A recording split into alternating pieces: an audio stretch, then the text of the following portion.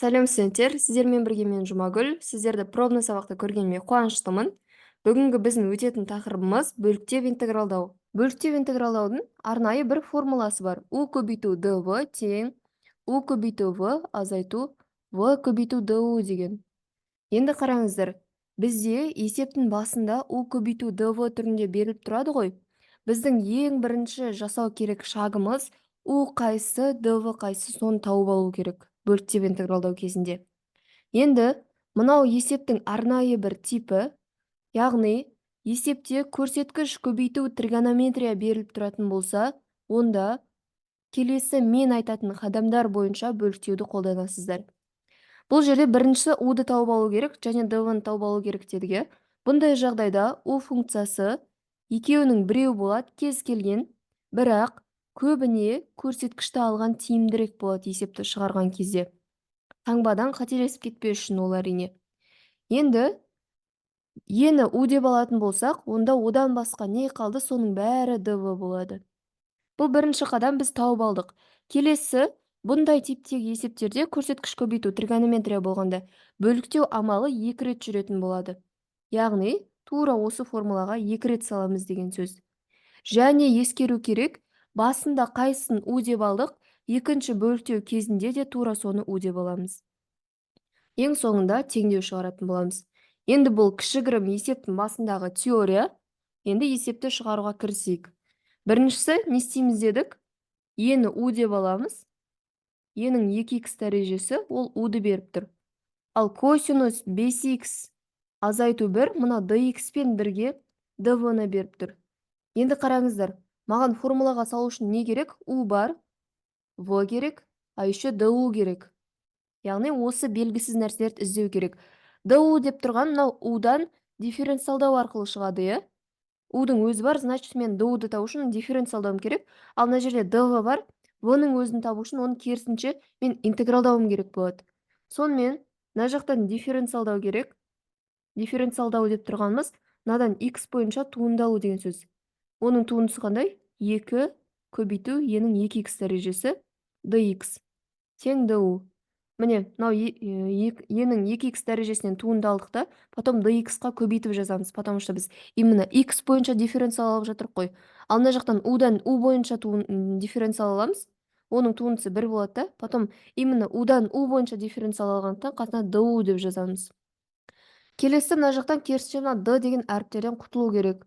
Ол үшін оған қарама-қарсы амал, бет қысқарып кететіндей интеграл жасаймыз, сонда v-ның мәні шығады. Енді косинус 5х минус 1-ның интегралы 5-тен 1 синус 5х минус 1.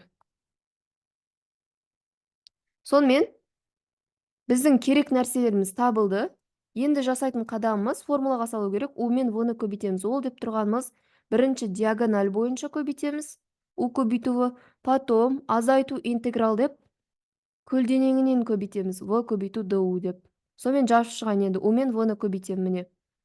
5-тен 1 енің 2х дәрежесі көбейту синус 5х азайтылған 1. Азайтамыз, енді көлденеңінен көбейту керек. Міне, v мен du-дің сол жақтарын көбейтіп шығамыз бір-біріне интеграл астында. Интеграл 5-тен 2 қайдан келді? Міне, коэффициенттерді көбейтіп бір-біріне. Енің 2х дәрежесі көбейту синус 5х азайту 1 dx. Міне, барлығын көбейтіп жаздым. Енді бізде жаңа бір интеграл шықты. Бұл жолы енің өзі тұр, бірақ косинусымыз синусқа ауысып кетті. Енді не істеу керек? Екінші рет бөліктеу жасап, мен мынаны қайтадан косинусқа келтіруім керек. То есть біздің мақсатымыз екі рет бөліктеу арқылы тура бастапқы интегралға қайтып келу екен. Так, давайте мынаны ықшамды түрде жазу үшін 5-тен 2-ні не істейміз? Жақшаның сыртына, яғни интегралдың алдына шығарайық. 5-тен 2. Сонда интегралдың астында және синус қана қалды. Бұл жерден бөліктеу бойынша бізде уға тең болады. Неге синус емес? Неге Себебі бірінші бөліктеуде біз соны у деп алған болатынбыз. Енді дифференциал алсақ, тура бірінші бөліктеумен бірдей. Келесі, ені у деп алдық, одан басқа не қалды? Синус бар, а еще dx бар. Сол қалғандарды dv деп аламыз. Енді осы жерден d-дан құтылу үшін, яғни v-ның өзін табу үшін интегралдау керек. Синустың интегралы минус косинусты береді, а еще алдында 5-тен 1 бар. Минус 5-тен 1, косинус 5х азайту 1. Міне, v осыған тең екен. Енді тура жаңағындай u көбейту v азайту v көбейту du. Оны біз не істейміз? Мына тұрған интегралдың орнына әкеліп қоямыз. Енді жауапты жалғастырайын, тең деп осы жерден. 5-тен 1, e-ның 2х көбейту синус 5х азайту 1, азайту 5-тен 2-ні көбейтеміз. Жақшаның ішінде, ұмытпаңыздар, міне, интегралдың жауабына 5-тен 2 бәріне көбейтіліп тұрады, неше қосылғыштан тұрса. 5-тен 2-ні көбейту керек интегралдың жауабына, яғни u көбейту v-ға минус 5-тен 1 e көбейту косинус. Енді мына жер плюс болып кетеді. Неге? Себебі формуладағы минус бар және мына минус келеді. Біз қазір көлденеңінен көбейтіп жазайын деп жатыр қой. Енді мынаның бәрін көбейтіп жазу керек. Мен минусты уже жазып қойдым. Не істеймін? Константаларды 5-тен 2-ні интегралдың алдына шығарамын. Қалғанын жазайын. e бар, а еще косинус бар. Енді байқасаңыздар, жақшаны жабамыз. Бастапқы интегралға қайтып келді. Енді не істеймін? Бастапқы интегралды давайте бір әріппен белгілейік. Мысалы, k дей салайық. Онда мына жерде де k тұр ғой, е? И естеріңізде болса, біз мына интегралды тең деп есептеп жатыр едік бөліктеумен, міне. Мынаның бәрі соның жалғасы. Сонда мына бастапқы интегралмен мына жермен мына жер тең деген сөз.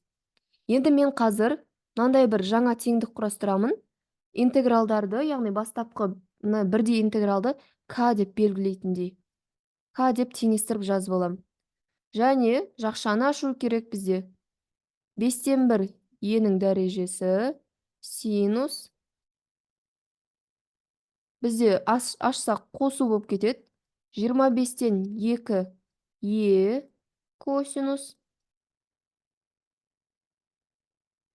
Азайту 25-тен 4 k. Міне, мынаны k деп алдық. Енді не істеу керек? Біздің мақсатымыз бастапқы интегралды іздеу, ал бастапқы интеграл деп тұрғанымыз осы k. Біз әдейі k деп алдық, қысқа белгілеп, себебі мынаның ықшамды түрде көрініп тұру үшін. Яғни, біз соны іздеп жатқанымызды білу үшін. Енді давайте мынаны келесі бетке плюс қылып өткізейік. Ол плюс қандай болады? Плюс 25-тен 4 болады. Мына жақта 1k тұр. Оған келіп қосылады 25-тен 4k. Қоссақ не болады 1k-ға? 25-тен 4k-ны 25-тен 9k. 25-тен, то есть 29k. Тең. Мынаның бәрін енді ықшамдап жазайын. Ортақ көбейткіші, давайте жақшаның сыртына шығарайық. Мына 5-тен 1-ді 25-тен 5 деп жазуға болады, чтобы бөлімдегі 25-ті шығарып жіберу үшін. 25-ті шығарам, а еще екеуінде де e бар. Сонда бірінші қосылғыштан e кетті, 25 кетті, 5 синус қалды. Екінші қосылғыштан e кетті, 25 кетті, бөлімдегі 2 косинус қалды. Міне, енді не істейміз? Бөлімдегі 25-тер қысқарады. 29k мынаған тең екен. Ал бізге не керек? Бізге 1k керек. Ендеше 2 жақты да 29-ға бөлеміз. Сонда мына жақта 1, мына жақ полный бөлімге 29 келеді. Давайте мына жерге жазайын. 29 деп. Сонымен k тең болады e бөлінген 29, жақшаның ішінде 5 синус азайту 2 косинус. Яғни k-ның мәні осыған тең. Ал k деп тұрған біздің басында іздеген мынау интегралымыз еді. Демек, осы интеграл мына өрнекке тең деген сөз. Және біз анықталмаған интегралды есептеп жатқандықтан, есептің соңында с-ны қосып жазады екенбіз. Сонымен біздің есебіміздің жауабы e-ның 2х дәрежесі бөлінген 29 көбейту 5 синус аргументінде 5х азайту 1 қосу 2 косинус аргументінде 5х азайту 1 және қосу константа. Демек, берілген есепті біз бөліктеу арқылы, яғни 2 рет бөліктеу арқылы осындай жауапты алады екенбіз. Енді бір қорытынды жасап өтейік. Сонымен не істейтін болдық? Егер көрсеткіш көбейту тригонометрия болатын болса, 2 рет бөліктейсіздер. Және екінші бөлік деген кезде де бастапқы қайсысын, қай функцияны у деп алдыңыздар, екінші бөлікте де сол болады у, қалғандары dv, ол айналып келеді орнына. Дәл солай екі рет бөліктеу арқылы бастапқы интегралға қайтып келіп, тура сол интегралды бір кез келген әріппен белгілеп аласыздар да, қарапайым прям 4-ші класстың теңдеуін шығарасыздар. К тең 7 азайту, мысалы бір сан мына жерде 25-тен 4К деген сияқты, бұл жерде К-ны табу оңай ғой, кәдімгі сызықтық теңдеу. Осы К-ның шешімі, ол біздің бастапқы интегралдың шешімі болады екен. Сонымен сіздерге тақырып түсінікті болды деген үміттемін. Енді өзімді таныстырып өтсем, кіммін, сіздерге сабақты түсіндіріп жатқан кім? Есімім Жұмагүл болады, Қазақ ұлттық университет, яғни Әл-Фараби университетінде 4-ші курс студентімін, ғылыми математика мамандығын оқып жатырмын. Жалпы өзім кішкентайымнан математикаға қызығып, жан-жақты зерттеп жүрген адамдардың бірімін. Сонымен қатар, осы 2 жылдан бері мен студенттерге сабақ беремін. Өзім оқитын, қазір Казгуда сабақ беріп жатырмын. Одан бөлек жалпы өзім жеке курсында 150-ден астам студентке көмектескен болатынмын. Осы рубежкаға дайындап, арасында 1 ай оқығандар бар, 2 ай, прям 4 ай, 3 ай қатар оқығандар бар. Соның барлығын рубежкаға, сессияға дайындап, жоғары балл алуларына, ең бастысы математиканы жақсы түсінулеріне көмектескен болатынмын. Алдағы уақыттарда да осы ғылыми математиканы көбірек студентке тереңірек түсіндірсем деп мақсат етіп отырмын. Неге? Себебі бізде көпшілігімізде студенттер тек қана рубежка үшін, балл үшін оқиды, негізгі мақсат білім алуды ұмытып кетіп жатады. Мен осы жақтағы негізгі жаңағыдай бүкіл фокусын алып тұрған проблемасы, яғни рубежка, сессия деген нәрсесін шешуіне көмектесу арқылы, яғни оны уайымдамай, чисто бүкіл көңілін сабаққа, білім алуға бөлетіндей жағдай жасап бергім келіп отыр. Әрине, ол үшін мен қолымнан келетіні жақсы, нақты по факту түсінікті түрде білім беру. Қысқа уақыттың ішінде мен өзімнің методикамды қалыптастырып үлгердім. Бұл әдіс бұған дейін ең бірінші өзімнің білім алған әдісім, өзімнің үйренген, жан-жақты қалай жеңіл үйренуге болады, соны зерттеген әдістерім, және одан кейін әрине студенттеріме сабақ беретін әдісім. Осы мен студенттерім бұл әдістен кейін, бұл методикамнан кейін, ол не только менде оқыған пәндері, басқа өздерінің пәндеріне де осы әдісі эквивалентіне көшіре отырып, 90+, даже 95+ алып жатқан студенттерім де бар. Әрине, бұл мені қуантады. Менің нақты қандай әдіс туралы, қандай методика туралы айтып жатқаным қызық болса, менімен бірге өздеріңіздің рубежка сессияларыңызға дайындалып, ең бірінші орында білімдеріңізді көтергілеріңіз келсе, математиканы қызықты әрі жеңіл түсінгілеріңіз келсе, онда мен сіздерді өзімнің курсымда күтемін. Курс туралы толығырақ білу үшін осы сіздерге пробный сабақты жіберген WhatsApp номерге немесе менің Instagram парақшама жазсаңыздар болады. Жұмагүл Қондыбай деп жазсаңыздар шығады. Менің дайректім сіздерге әрқашан ашық. Сонымен көріскенше.